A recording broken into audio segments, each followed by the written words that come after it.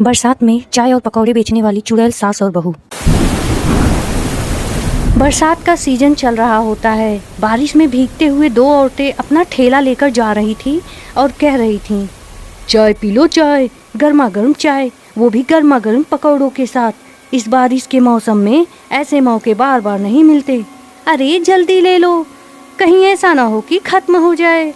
उन दोनों की आवाज़ सुनकर समीर छाता लिए आकर कहता है, अरे माता जी, जरा मुझे भी गर्मा गर्म पकौड़ों के साथ एक कप चाय दे देना।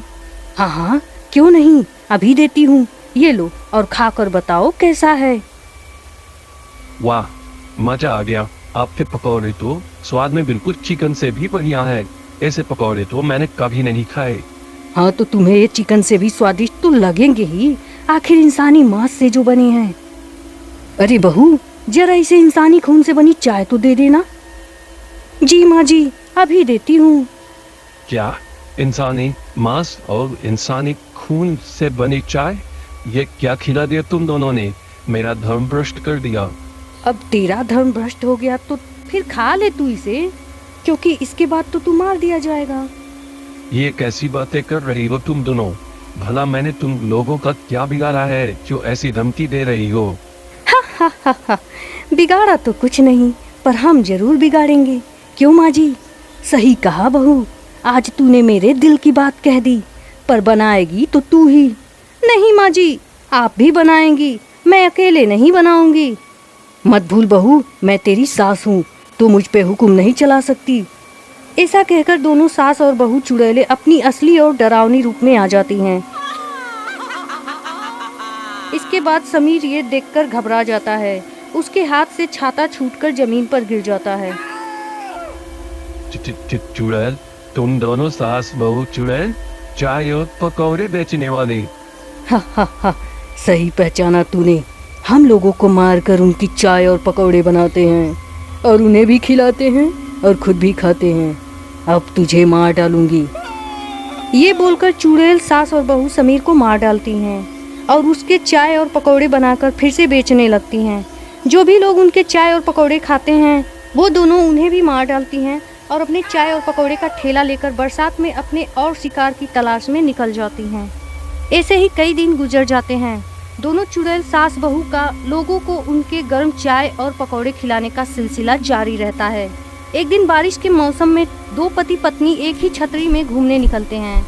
तभी वो दोनों चुड़ैल सास बहू भी वहाँ अपने चाय और पकौड़े बेचने आ जाती हैं।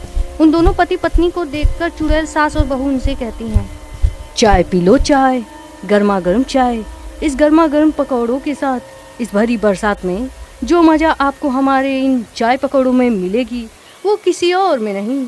उन दोनों चुड़ैलों की बात सुनकर मोनिका अपने पति विनय से कहती है, अरे सुनते हो जी, देखो ना वहाँ दो औरतें चाय और पकौड़े बेच रही हैं। इस भरी बरसात में चाय और पकौड़े खाकर तो मजा ही आ जाएगा। हाँ तुम सही कहती हो, चलो हम भी खाते हैं। विनय और मोनिका उन दोनों चुड़ैलों के पास जाकर बोलते हैं, जरा हमें भी गर्मा गर्म पकौड़े दे दीजिए और साथ में चाय भी। हाँ क्यों नहीं, अभी देती हूँ। चुड़ैल सास और बहू उन दोनों को गर्मा गर्म पकौड़े दे देती हैं। दोनों उसे मजे से खाने लगते हैं। तभी मोनिका के पकौड़े में एक इंसानी उंगली निकलती है। वह विनय से बोलती है, अरे सुनते हो, देखो तो मेरे पकौड़े में हाथ की उंगली मिली है। मुझे तो बहुत अजीब लग रहा है। हाँ तू सच कह रही है, मुझे ये पकौड़े अजीब लग रहे हैं। हाँ बिल्कुल सही पहचाना तुम दोनों ने, ये पकौड़े इंसानी मांस के ही बने हैं और अब हम दोनों तुम दोनों को मारकर भी उनके पकौड़े बनाकर लोगों को खिलाएंगे। क्या कहा तुम दोनों ने? तुम हमें क्यों मारोगी? हमने तुम्हारा क्या बिगाड़ा है? देखो, हमें जाने दो, हम किसी को कुछ नहीं बताएंगे। हा, बताओगे तो तब ना, जब हम तुम्हें जिंदा छोड़ेंगे।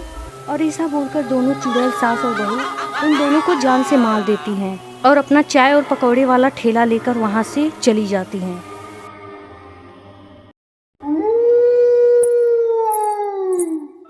अगर आप चाहते हो कि मैं आपको परेशान न करूं, तो मेरी इस कहानी को लाइक और मेरे चैनल को सब्सक्राइब कर दो। फिर मिलेंगे अगली वीडियो में।